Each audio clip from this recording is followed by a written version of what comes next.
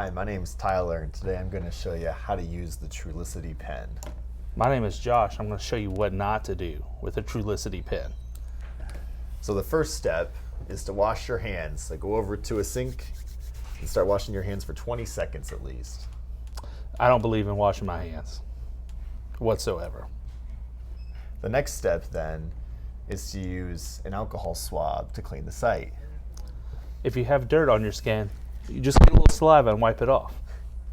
This would be the alcohol swab that you could use. So you'll open it up and choose the site. When you're choosing where you're going to use the alcohol swab, you want to pick at least an inch or two off of your belly button here for where you're going to do that alcohol swab.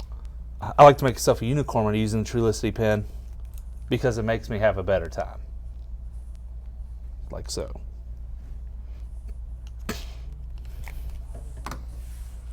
Once you've cleaned the site and it's dried off, from there, go ahead and take off the cap and make sure that the pen is in the locked position, which is seen by a little red lock symbol right there. Same thing, but remember, the green button goes against the skin. Once you've got that in the locked position, put it up to that site that you're going to use. And once you have it there, firmly press it against your skin, change it to unlock, and press the button to administer the medication. Like I said, same thing, unlock, button against, and then press really hard like this.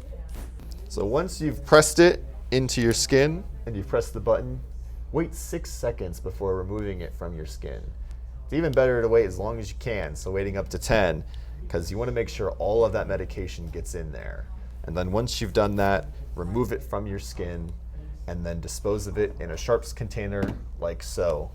As soon as you hit the button, immediately pull it out and throw it in the trash. And that's how you use a Trulicity pen. Thank you. Thank you.